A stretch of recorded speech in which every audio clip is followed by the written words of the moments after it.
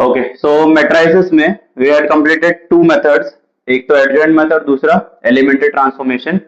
हमने elementary transformation के सिर्फ एक दो सम्स किए थे, आज एलिमेंट्री ट्रांसफॉर्मेशन ही कंटिन्यू करेंगे और उसके बाद में फिर एक और मेथड देखेंगे जिसके बेसिस पे हम लोग इक्वेशन सॉल्व करते हैं। ठीक है, तो एलिमेंट्री ट्रांसफॉर्मेशन का एक और सम करते हैं हम आज, एंड ये हम लोग कॉलम के वे में करेंगे, ये रो के वे में हमने ऑलरेडी किया हुआ है, इसको कॉलम के ट्रांसफॉर्मेशन से करते हैं।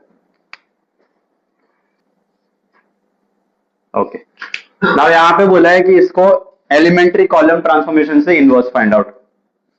इनवर्स का क्या था, a into A inverse equal to identity होता है अगर रो ट्रांसफॉर्मेशन से करेंगे तो, बट यहाँ पे क्या बोला है, कॉलम फाइल से since a inverse into A equal to identity. ठीक है, मैंने बोला था जब a इंटू ए इनवर्स लिखोगे मतलब रो ट्रांसफॉर्मेशन लग रहा है, a इनवर्स इंटू ए लिखा मतलब कॉलम ट्रांसफॉर्मेशन लगेगा। तो ये आ जाएगा a इनवर्स इंटू ए का value which is 1 0 1, this is 0 2 3 1 2 and 1 is equal to identity which is 1 0 0 0 1 0 0 0 and 1। now if you remember मैंने बोला था जब तुम लोग वैल्यूज चेंज करोगे तो जो ऑपरेशन यहाँ पे अप्लाई किया वही सेम चीज यहाँ पे भी करना होता है। तो पहले इसको 1 बनाओ और फिर इन दोनों को 0। ठीक है, वो तब होता था जब रो ट्रांसफॉर्मेशन होता, कॉलम में ऐसे जाएंगे। ठीक है, पहले इसको 1 बनाने का फिर इन दोनों को 0। तो अब ये तो ऑलरेडी 1 है, ये भी 0 है, बस इसको 0 बनाना है। तो इसके लिए क्या करेंगे, ये वाले कॉलम का वैल्यू इसमें माइनस कर दो तो ये 0 बन जाएगा। यूजुअली हम क्या करते थे, पहले इसको 1 लो फिर इन दोनों को 0 बनाओ, फिर इसको 1 लेते थे फिर ऊपर नीचे 0, फिर इसको 1 और ऊपर नीचे 0। ठीक है, बट वो होता था जब रो ट्रांसफॉर्मेशन लगता था। यहाँ पे क्या लग रहा है, कॉलम ट्रांसफॉर्मेशन, मतलब पहले 1 और फिर ये दोनों 0 आएंगे, फिर ये 1 बनेगा फिर ये दोनों 0, फिर ये 1 बनेगा और ये दोनों 0। ठीक है, तो प्रोसेस वैसा ही है बट स्टैंडिंग लाइंस की जगह पे अब स्लीपिंग लाइंस के हिसाब से जाना है तुमको। तो यहाँ पे 1 है, यहाँ पे 0 है, मतलब ये दोनों का तो काम हो चुका है, इसका करना है बस। तो C3 में चेंज करना है, क्या C3 का जो वैल्यू है इसमें से C1 का वैल्यू माइनस कर दो। तो यहाँ पे 1 और उसमें से 1 माइनस हो जाएगा तो 0 हो जाएगा, क्योंकि डायरेक्टली नंबर माइनस नहीं कर सकते तुम। ठीक है, तो सीधा सीधा रो को किसी नंबर से मल्टीप्लाई करके माइनस करो, या फिर सीधा रो प्लस माइनस कर दो, या कॉलम प्लस माइनस कर दो, वो कर सकते हैं। 3 टाइप के एलिमेंट्री ट्रांसफॉर्मेशन लिखे थे हमने। तो चेंज किस में, थर्ड कॉलम में, मतलब फर्स्ट और सेकंड में तो कोई चेंज नहीं है। 1 0 1 0 2 and 2। अब ये वाली वैल्यू में से ये वाली वैल्यू माइनस होगी तो 0 हो जाएगा, इसमें से ये वाला माइनस होगा तो 3 रहेगा, इसमें से ये वाला माइनस रहेगा तो 0। फाइन, इज इक्वल टू, यहां पे भी वही चीज करनी है जो इस साइड में किया, तो इसमें भी C3 में चेंज है ना, मतलब थर्ड कॉलम में। 1 और 2 में तो कोई चेंज नहीं है। If you want you can just mention here कि ये C1 ये C2 और ये C3 है। ठीक है, रो होगा तो ऐसे लिया जाएगा। तो यहाँ पे 1 and 2 कॉलम में कोई चेंज नहीं है। यहाँ पे C3 का वैल्यू कितना है 0 और C1 कितना है 1, तो 0 minus 1 that will give you minus of 1। फिर C3 का वैल्यू क्या है 0, C1 कितना है 0, तो 0 माइनस 0 इज 0। यहाँ पे 1 आएगा minus 0 which is 1। Fine, now first वाला हो गया। देन इसको 1 बनाना है और फिर बाकी दोनों को 0। अब इसको 1 बनाने के लिए किसी से माइनस माइनस करना वाला पार्ट कर सकते हैं, but what I can do is, मैं इसको पूरे को 2 से डिवाइड कर सकता हूँ। सॉरी, ऐसे इसको 2 से डिवाइड करेंगे तो यहाँ पे 1 आ जाएगा। ठीक है, तुम जब डिवाइड करोगे तो तुम रो वाइज नहीं कॉलम वाइज ही करोगे, क्योंकि सारे एक बार मैंने तुमको बोला कॉलम स्टार्ट कर दिया तो कॉलम से ही करना है, रो कर दिया तो रो से ही करना है। सो आई विल से C2 का जो वैल्यू है वो चेंज हो जाएगा, सो दैट C2 की वैल्यू को 2 से डिवाइड कर दो। ठीक है, हमने बोला था किसी भी नॉन जीरो नंबर से मल्टीप्लाई कर सकते हैं, 2 से डिवाइड करना मतलब 1/2 से मल्टीप्लाई कर रहे हैं हम लोग। सो यहाँ पे चेंज किस में आएगा, सेकेंड कॉलम में, तो फर्स्ट और थर्ड अपनी जगह पे एज इट इज रहेगा। तो फर्स्ट वाला 1 0 and 1, थर्ड वाला 0 3 and 0। इसको 2 से डिवाइड करो 0/2 0, इसको 2 से डिवाइड करोगे 1, इसको भी 2 से डिवाइड करोगे 1, so this is 1 and 1 is equal to, first और थर्ड में तो कोई चेंज है नहीं तो उसको एज इट इज रख देते हैं 1 0 0, दिस इज -1 0 and 1। सेकेंड वाले को अगर 2 से डिवाइड करेंगे 0/2 0 होगा, ये 1/2 हो जाएगा, ये 0 होगा, 0 1/2 and 0। फाइन, ओके, सो यहाँ पे 1 आ गया। अब इसको यूज करके इसको 0 बनाना है, क्योंकि ये तो ऑलरेडी 0 है, तो इसको क्या करेंगे, इसमें 3 टाइम ये माइनस कर देंगे। ठीक है, जो सेकंड वाले में 1 आया उसको 3 से मल्टीप्लाई करके उसमें माइनस कर दो, तो 3 माइनस 3 0 हो जाएगा। शायद से C3 चेंज होएगा। कैसे? C3 का जो भी वैल्यू है उसमें से 3 टाइम्स C2 का वैल्यू माइनस कर दो। तो जब एक बार माइनस करोगे तो 1 हो जाएगा, 2 बार माइनस करोगे 2 हो जाएगा, 3 बार माइनस करोगे 3 माइनस 3 0 हो जाएगा। तो यहाँ पे अगेन चेंज C3 में, तो C1 और C2 में कोई चेंज नहीं है, तो उसको एज इट इज रखते हैं 1 0 एंड 1 0 1 1। इसमें C3 का वैल्यू क्या है? 0, C2 का वैल्यू क्या है? 0। जब दोनों 0 होता है तो 0 ही आता है, तो ये आ गया 0। फिर यहाँ पे ये तो हमने डिसाइड किया था ना, ये सॉल्व करके कितना आएगा? 0, तो ये 0 हो गया। देन यहाँ पे C3 का वैल्यू कितना है? 0, और C2 का वैल्यू कितना है? 1। तो यहाँ पे 0 minus 3 into 1 which will give you minus of 3 is equal to. Now जो लेफ्ट में किया सेम चीज राइट में भी करनी पड़ेगी। तो फर्स्ट और सेकंड कॉलम में कोई चेंज नहीं है, 1 0 0 0 1 by 2 एंड 0। C3 का पहला वैल्यू क्या है? -1, उसके लिए C2 कितना है? 0। तो यहाँ पे सब्स्टिट्यूट करके C2 वाला पार्ट तो 0 हो गया, मतलब सिर्फ -1 बचेगा। फिर नेक्स्ट C3 का वैल्यू क्या है? 0, और इसका कितना है? 1 by 2। तो 0 minus 3 into 1 by 2 that will give you -3 by 2। फिर यहाँ पे C3 का वैल्यू है 1, C2 का है 0, तो 1 माइनस 3 इंटू 0, 3 इंटू 0 तो हट जाएगा, तो ये आ गया 1। ठीक है, अब ये हो गया। फिर नेक्स्ट वाला क्या होगा? इसको 1 बनाओ और उसके बेसिस पे ये दोनों 0 करो। तो इसको 1 कैसे बनाओगे? -3 से डिवाइड कर दो, -3 बाय -3 1 हो जाएगा। तो चेंज किस में आएगा? Third column. C3 changes to C3 upon minus of 3। Non zero number से मल्टीप्लाई एंड डिवाइड हो सकता है, तो -3 से डिवाइड करेंगे तो आ जाएगा A इनवर्स फर्स्ट वाला 1 0 1 0 1 1। इसको 0 से 3 से डिवाइड करोगे तो 0 अपॉन -3 0, ये भी 0 और ये 1 आ जाएगा। सो दिस इज 0 0 एंड 1। यहाँ पे भी थर्ड कॉलम में चेंज है ना, फर्स्ट और सेकंड वाले में कोई चेंज नहीं है, तो you keep it as it is 1 0 0 0 1 by 2 and 0। Then अगर इसको -3 से डिवाइड करोगे तो माइनस अब ऊपर और नीचे कट जाएगा, तो मतलब 1/3 बचेगा।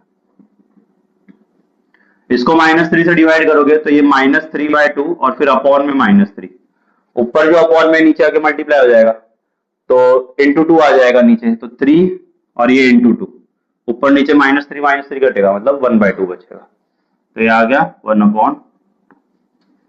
देन यहाँ पे 1 है, यहाँ पे -3 है, तो -1/3 हो जाएगा, क्योंकि माइनस इवेंचुअली ऊपर ही लिखा जाता है।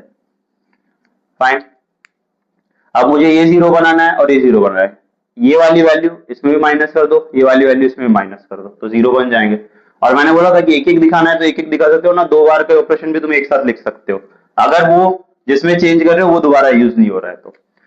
फाइल से C1 में चेंज हुआ क्या? C1 की वैल्यू में से C3 माइनस हो जाएगा। सेम वे C2 में चेंज होगा कि C2 की वैल्यू में से C3 माइनस हो जाएगा। ठीक है, तो यहां पे A inverse into first column में चेंज है, तो फर्स्ट कॉलम की फर्स्ट वैल्यू क्या है? 1, और थर्ड वाला क्या है? 0। एंड इफ यू रिमेंबर मैंने तुमको बोला था जो एग्जिस्टिंग वैल्यू चेंज हो गई है उनमें वापस चेंज नहीं होता अगर तुम ये प्रोसीजर फॉलो करते हो तो इसके लिए मैं उनको डायरेक्टली लिख देता हूं, और ये तो हमने डिसाइड किया है कि 0 0 आएगा इंटू 1। ठीक है, बट यहाँ पे सॉल्व करके निकालना पड़ेगा क्योंकि C1 और C2 दोनों में चेंज है, C3 में तो नहीं है, तो उसको एज इट इज लिख दो 1/3 1/2 -1/3। अच्छा, C1 का और C3 का वैल्यू माइनस होगा, 1 और 1/3 माइनस होगा, तो कितना आएगा? 2/3 एलसीएम लोगे तो। ठीक है, 0 और 1/2 माइनस होगा तो -1/2 आ जाएगा। फिर 0 और minus of -1/3, minus of minus तो प्लस हो जाएगा, तो वो +1/3 आएगा। देन C2 और C3 ये दोनों माइनस करने, 0 -1/3 तो -1/3 आएगा। फिर 0 -1/2 तो -1/2 आएगा। 0 माइनस ऑफ -1/3 तो अगेन वो +1/3। सॉरी, C2 माइनस ये 0 होगा, दोनों सेम ही है ना, C2 और ये 0 आ जाएगा, ये +1/3 होगा। अब ये क्या है? आइडेंटिटी, तो इसकी जगह पे आई लिख सकते हैं, तो A inverse into I equal to this matrix A inverse into कोई भी आइडेंटिटी से मल्टीप्लाई करके सेम ही चीज वापस आती है, तो बचा तुम्हारा वो आइडेंटिटी मैट्रिक्स है। अब तुम चाहो तो उसमें अपॉन में, सब में अपॉन में 3 नहीं है, बट इसको ऊपर नीचे 3 से मल्टीप्लाई करके देन 3 कॉमन ले सकते हो, ठीक है। या फिर तुम सबको अपॉन में 6 ला के ऊपर नीचे इसको 2 से मल्टीप्लाई करो, फिर 1/6 कॉमन आ सकता है। इसमें हमने स्टार्टिंग में एक चीज चेक नहीं की, डिटर्मिनेंट। यहाँ पे पहला स्टेप डिटर्मिनेंट आएगा, तो पहले तुम यहाँ पे डिटर्मिनेंट निकालो कि 0 है भी कि नहीं, क्योंकि पहले चेक करना पड़ेगा ना इनवर्स एग्जिस्ट करता है कि नहीं। डिटर्मिनेंट अगर 0 आ गया तो इनवर्स नहीं होता था, बट उसने बोला था कि फाइंड मतलब ऑब्वियसली नहीं होगा, तो डिटर्मिनेंट निकालो, determinant is not 0 therefore A inverse exist, और फिर बाद में ये प्रोसीजर आएगा, राइट ना।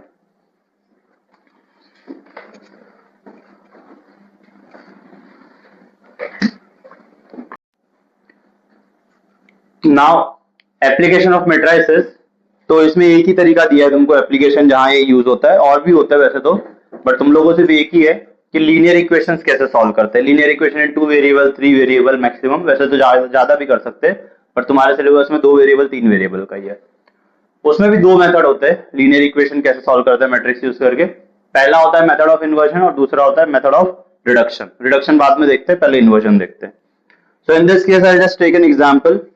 एक इक्वेशन लेते हैं, linear equation in 2 variable, 2 variable का 3 वेरिएबल का सिमिलर ही प्रोसीजर है, तो मैं 2 वेरिएबल का तुमको बताता हूं, फिर 3 वेरिएबल का देखते हैं। तो एक एग्जांपल लेते हैं, equation x plus 2y equal to 2 and the second one is 2x plus 3y equals to 3, ठीक है। अब पहली बात तो as you know linear equation कभी भी सॉल्व करने के लिए क्या होना चाहिए, स्टैंडर्ड फॉर्म में होना चाहिए, एक्स वाई एक तरफ नंबर एक तरफ, तो ऑलरेडी है। तो इसको मैट्रिक्स फॉर्म में कन्वर्ट करना है, इन मैट्रिक्स फॉर्म। तो अब मैट्रिक्स फॉर्म में होगा क्या, जो तुम्हारे एक्स और वाई के कोएफिशिएंट्स हैं वो एक मैट्रिक्स में आ जाएंगे। तो एक्स का यहाँ पे कोएफिशिएंट क्या है 1, वाई का 2, यहाँ पे 2 एंड 3, तो 1 2 2 एंड 3। फिर जो तुम्हारे वेरिएबल है एक्स और वाई, और फिर जो तुम्हारे इक्वल टू के बाद है 2 एंड 3, ठीक है। अब ये क्यों पॉसिबल है, क्योंकि अगर तुमने मैट्रिक्स मल्टीप्लिकेशन याद हो तुमको, तो फर्स्ट रो फर्स्ट कॉलम से होता है, फिर फर्स्ट रो सेकंड कॉलम से होता है। तो यहाँ पे जब तुम मल्टीप्लाई करोगे 1x प्लस 2y, और ये आ जाएगा 2x प्लस 3y, और इक्वल टू जब इक्वेट करोगे, पहला वाला पहले को इक्वल आएगा, दूसरा वाला दूसरे को। इसके लिए इसको ये फॉर्मेट में लिखा जा सकता है, ठीक है। So this is of the type ax equal to b, where a is some matrix, x variable हो गया, b तुम्हारा अनदर मैट्रिक्स हो गया, ठीक है। तो यहां पे pre multiplying by a inverse. Now pre multiplying का मतलब क्या होता है, इस तरफ से मल्टीप्लाई करना, ठीक है। पोस्ट मल्टीप्लाई मतलब ये साइड से मल्टीप्लाई करते हैं, तो उसको पोस्ट मल्टीप्लाई बोलते हैं। So a inverse into ax equal to a inverse into, ये प्री मल्टीप्लाई था। पोस्ट मल्टीप्लाई में क्या होता, यहाँ पे आ जाता दोनों साइड में a इनवर्स। सो यहाँ पे a इंटू a इनवर्स क्या हो जाएगा x, क्योंकि a इंटू a इनवर्स क्या हो जाएगा आइडेंटिटी, कोई भी चीज का इनवर्स उससे मल्टीप्लाई होता है तो वो आइडेंटिटी होता है। फिर व्हाट यू कैन शो कि आइडेंटिटी हो गया is a inverse into b, और आइडेंटिटी किसी भी चीज से मल्टीप्लाई हो वापस वही आता है, तो x equal to a inverse into b। अब pre multiply post multiply matter क्यों करता है, क्योंकि अगर तुम पोस्ट मल्टीप्लाई करते तो x के इस तरफ आता, ठीक है। तो उस केस में फिर तुम्हारा b के इस तरफ a इनवर्स का मैट्रिक्स मल्टीप्लाई आता है, और मैट्रिक्स मल्टीप्लिकेशन में a इंटू बी और b इंटू a सेम आएगा जरूरी नहीं है। पहली बात तो होगा कि नहीं, ये भी पॉसिबल नहीं होता है कि a इंटू बी और b इंटू a दोनों होंगे। तो अगर तुम a इनवर्स और b को मल्टीप्लाई कर रहे हो कुछ आंसर आएगा, बट अगर उल्टा करके करोगे तो आंसर सेम नहीं आता है, ठीक है। मैट्रिक्स में वो अलग अलग हो जाते हैं। So x is equal to a inverse into b। तो अगर मुझे x की वैल्यू मतलब वेरिएबल्स की वैल्यू फाइंड करनी है तो a इनवर्स चाहिए, और b तो मेरे पास है ही ये रहा, isn't it? तो आई से हियर इसको इक्वेशन 1 ले लेते हैं। a का वैल्यू क्या आएगा, ये जो मैट्रिक्स है मेरा 1 2 2 एंड 3, फाइन। तो इसको अब इनवर्स कैसे निकालोगे, तुम्हारे पास दो तरीके, एक तो एडजॉइंट मेथड, दूसरा एलिमेंट्री ट्रांसफॉर्मेशन। कोई भी दो तरीके से इनवर्स निकाल लो इसका, ठीक है, बट दोनों में डिटर्मिनेंट निकालना पड़ेगा पहले। Now determinant of a is equal to 1 2 2 and 3। So cross से मल्टीप्लाई करो 3 - 4 which is -1। Since determinant A is not equal to 0, therefore A inverse exist, और एग्जिस्ट करेगा तो हम फाइंड कर सकते हैं। ठीक है, अब कौन से मेथड से करना है वो तुम्हारे ऊपर है। तुम अगर एलिमेंट्री ट्रांसफॉर्मेशन करोगे तुम क्या लिखोगे, A into A inverse equal to identity, A का वैल्यू डालो, बाजू में ए इनवर्स लिखो equal to identity matrix. Row transformation, column transformation जैसे भी करना है तुम लोग को। अगर कॉलम करोगे तो ए इंटू ए इनवर्स की जगह पे लिखोगे ए इनवर्स इंटू ए। ठीक है, तो उससे निकाल लो या फिर एडजॉइंट मेथड से निकाल लो, माइनर्स को फैक्टर्स वो सब फाइंड करके। इसको सॉल्व करके फिर आगे तुम लोग को ए इनवर्स आ जाएगा। तो ए इनवर्स इक्वल टू जो भी तुमको मेथड लगाना है वो मेथड लगाओ, ए इनवर्स निकालो। फिर करना क्या है, पुट इन इक्वेशन 1। जब इक्वेशन 1 में सब्स्टिट्यूट करोगे तो ये आ जाएगा तुम्हारा x, x का वैल्यू हो गया x और y। ए इनवर्स तुमने यहां पे निकाला होगा, b तुम्हारा क्या आएगा 2 और 3। फिर इन दोनों मैट्रिक्स को मल्टीप्लाई कर दो, मल्टीप्लाई करने के बाद यहां पे ये दोनों सिर्फ एक मैट्रिक्स बचेंगे मल्टीप्लाई होके। पहला वाला पहले को इक्वल आएगा, दूसरा वाला दूसरे को, तभी तो दोनों इक्वल है। ठीक है, तो एंड में इसको मल्टीप्लाई करोगे x, y और यहाँ पे एक ही मैट्रिक्स आएगा। तो ऑन इक्वेटिंग, इक्वेटिंग के अंदर पहला वाला वैल्यू पहले को इक्वल हो जाएगा, दूसरा वाला दूसरे को। पहला वाला वैल्यू मतलब x का आ गया, दूसरा वाला वैल्यू मतलब y का आ गया, और x और y सॉल्व होके आ गए। ठीक है, वैसे हमने जो पहले किए हुए मेथड 10th में वो ज्यादा इजी है, 2 मिनट में आंसर आ जाता है, बट उसने बोला है ना मैट्रिक्स मेथड से इन्वर्जन यूज करके करो। तो ये एक तरीका है मैट्रिक्स का एप्लीकेशन जहां पे लीनियर इक्वेशन 2 वेरिएबल सॉल्व होता है। क्या होता है इसमें, पहले तो जो तुम्हारी इक्वेशन दी है वे उसको मैट्रिक्स के फॉर्मेट में लिखो, वो आने के बाद a into A inverse sorry a into X equal to B, ये टाइप का आ जाएगा वो। उसको प्री मल्टीप्लाई करो, उससे ये हट जाएगा। बार बार तुमको ये दिखाने की जरूरत नहीं, तुम ये लिख दो pre multiplying by A inverse और सीधा ये लिख दो x is equal to A inverse into B, but इसमें लिख लेना एक बार रेफर करने के लिए। फिर a तो तुमको यहाँ पे है ही, अब यहाँ पे बस a इनवर्स का वैल्यू चाहिए, वरना इन दोनों को मल्टीप्लाई करके सीधा x का वैल्यू आ जाता। अब a इनवर्स निकालने के लिए हमने एडजॉइंट मेथड किया, एलिमेंट्री ट्रांसफॉर्मेशन किया, दोनों में से जो तुमको सही लगता है उससे a इनवर्स निकालो और उसकी वैल्यू यहाँ पे सब्स्टिट्यूट करके सॉल्व कर देना, तो तुमको x और y का वैल्यू आ जाएगा। ठीक है, ये है मेथड ऑफ इन्वर्जन। दूसरा आएगा मेथड ऑफ रिडक्शन, वो इसके बाद देखते हैं, पहले ये करो। वन मोर सम, इसमें भी मेथड ऑफ इन्वर्जन से ही हमको वैल्यूज फाइंड आउट करने हैं, बट यहाँ पे 3 ये वेरिएबल्स दिए, तो लीनियर इक्वेशन 3 वेरिएबल्स में स्टेप सेम ही है। पहले तो इसको मैट्रिक्स फॉर्म में कन्वर्ट करना पड़ेगा। इन मैट्रिक्स फॉर्म पहले तुम्हारा कोएफिशिएंट जो है x y z का, तो 2 माइनस 1 एंड 1, 2 माइनस 1 एंड 1। यहाँ पे x y z का क्या है 1 2 एंड 3, यहाँ पे 3 1 एंड माइनस 4। यहाँ पे वेरिएबल आ जाएंगे x y z equal to के बाद क्या थे हमारे 1 8 एंड 1। ठीक है, this is of the type ax equals to b। ठीक है, so this is of the type ax is equal to b। तो pre multiplying by a inverse, तो therefore directly I can write x is equal to a inverse into b. Fine. Now यहाँ पे इसको equation 1 ले लेते हैं, this is your equation 1।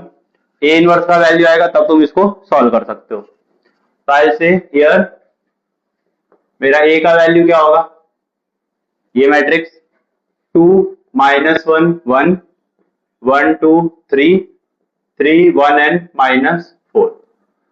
अब पहले तो एक डिटर्मिनेंट ऑफ ए निकालना पड़ेगा, इनवर्स एग्जिस्ट करता है कि नहीं वो भी देखने के लिए। तो डिटर्मिनेंट ऑफ ए जो भी आएगा उसको सॉल्व करो, उससे क्या आएगा, since determinant of A is not 0 A inverse exist करेगा। अब ए इनवर्स एग्जिस्ट करेगा तो तुम एडजॉइंट मेथड यूज करो इसके ऊपर, या फिर एलिमेंट्री ट्रांसफॉर्मेशन, उससे तुम ए इनवर्स निकालो। ए इनवर्स का वैल्यू इक्वेशन 1 में पुट कर देना, फिर उसको मल्टीप्लाई करके जो आएगा x का वैल्यू मतलब कैपिटल X मैट्रिक्स का x y z वो वैल्यूज आ जाएंगे। ठीक है, now second method of reduction, इसके अंदर इनवर्स निकालने की जरूरत नहीं है, उसके बिना ही हम सॉल्व कर सकते हैं। तो हाउ दैट वर्क्स इज, पहला स्टेप तो सेम ही है कि इसको मैट्रिक्स फॉर्म में लिखना पड़ेगा, बट ऑल्सो एक चीज हमेशा ध्यान रखना, स्टैंडर्ड फॉर्म में होना चाहिए। मैंने पहले बोला था स्टैंडर्ड फॉर्म में नहीं है तो पहले उसको स्टैंडर्ड फॉर्म में लाओ, उसके बाद मैट्रिक्स फॉर्म में लिखना। सो इन मैट्रिक्स फॉर्म, तो मैट्रिक्स फॉर्म में कन्वर्ट करोगे तो पहले क्या होगा तुम्हारा जो कोएफिशिएंट्स है उनका मैट्रिक्स आएगा, मतलब 1 2 and 1। This you very well know, पहले भी किया है, जब कुछ नहीं होता उसके आगे 1 लेना होता है। और अगर मान लो यहाँ पे z नहीं होता तो उसकी जगह पे 0 लेते, ठीक है। ये सब लोअर स्टैंडर्ड्स में किया हुआ है हमने। 2 3 -1 3 -1 एंड -2। वेरिएबल क्या होगा, x y z is equal to यहाँ पे 8 11 एंड 5। नाउ इसमें करना क्या होता है, तुम्हारे मैट्रिक्स को तुम ऐसा करो कि ये जो डायगोनल है, ठीक है, ये डायगोनल की जो वैल्यूज है ये डायगोनल होता है, ठीक है। मैट्रिक्स में सिर्फ एक ही डायगोनल माना जाता है, ये वाला डायगोनल नहीं माना जाता, ठीक है। तो ये डायगोनल के नीचे के वैल्यूज को 0 कर दो, मतलब इसको अपर ट्रायंगुलर मैट्रिक्स में कन्वर्ट करना है, ठीक है। तो इन तीनों वैल्यूज को 0 करो। अब उससे होगा क्या, उससे फिर बाद में तुम लोग को डायरेक्टली वैल्यूज आ जाएंगे। तो कैसे आएंगे देखते हैं। तो पहले मुझे यहाँ पे अगर 0 लाना है तो इसको R1 2 टाइम्स माइनस कर सकते हैं, इसको 0 लाना है तो R3 को 3 टाइम्स माइनस कर सकते हैं। तो I say R2 changes to R2 minus 2 times R1 and साथ ही साथ R3 changes to R3 minus 3 times R1, ठीक है, जो एलिमेंट्री ट्रांसफॉर्मेशन में करते हो। यहाँ पे 1 आया ना, उससे कुछ लेना देना नहीं है, बट अगर 1 आएगा तो उसको यूज करके इसको 0 कर सकते हैं, बट अगर उसको यूज किए बिना तुम 0 बना सकते हो, दैट इज ऑल्सो फाइन। तो यहाँ पे 1 था तो मैंने इसको 0 और इसको 0 बनाने के लिए एलिमेंट्री ट्रांसफॉर्मेशन लिख दिया। अब यहाँ पे चेंज किस में आएगा, R2 एंड R3 में, तो फर्स्ट रो में कोई चेंज नहीं है, सो 1 2 एंड 1 एज इट इज। ये 2 यहाँ पे लिखा R2 की जगह पे -2 टाइम्स R1 का वैल्यू है, तो हमने डिसाइड किया था ना, तो 0 आएंगे दोनों, तो मैं डायरेक्टली उनको 0 लिख देता हूँ। यहाँ पे R2 का वैल्यू क्या है 3, तो ये आ जाएगा 3 -2 इंटू उस वाले के लिए R1 कितना है 2, तो दैट विल गिव यू -1, ठीक है। देन नेक्स्ट वाला R2 कितना है -1 -2 इंटू 1, तो ये कितना आ जाएगा -3। देन नेक्स्ट R3 के लिए करना है, R3 का मैंने यहाँ पे डायरेक्टली लिख दिया 0, क्योंकि मुझे पता था ना कि हमने यहाँ पे डिसाइड इस हिसाब से किया था कि वो दोनों 0 आने चाहिए। तो R3 का पहला वैल्यू क्या है 3, उसके लिए तो 0 हो गया। फिर दूसरा -1, तो आ जाएगा -1 -3 इंटू 2, उस वाले के लिए R2 का वैल्यू R1 का वैल्यू 2 है, तो ये आ जाएगा -7, तो ये आ गया -7।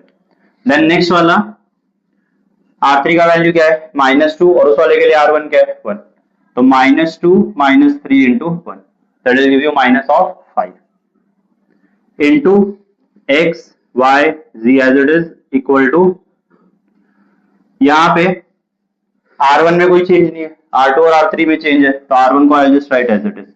R1 का वैल्यू क्या है 8, R2 की वैल्यू में से 2 टाइम्स R1 माइनस होगा, R2 की वैल्यू है 11, उसमें से 2 टाइम्स R1 मतलब 8, तो ये कितना आएगा -5। फिर R3 का वैल्यू है 5, उसमें से 3 टाइम्स R1 का वैल्यू माइनस होगा, तो 5 -3 into 8, that will give you -19, ठीक है। ये हो गया। अब मुझे यहां पे कैसे भी 0 लाना है, तो मैं इसको 1 बना के फिर इसको 0 करूं, वो कर सकता हूं, ठीक है। हमने किया था पहले 1 बनाओ फिर दोनों 0, फिर इसको 1 बना के फिर इसको 0 बना सकते हैं, बट मैं डायरेक्टली भी कर सकता हूं ना, मैं इसको -7 से मल्टीप्लाई करके फिर इसमें ऐड कर देता हूं, तो माइनस इंटू माइनस +7 हो जाएगा, -7 + 7 0 हो जाएगा।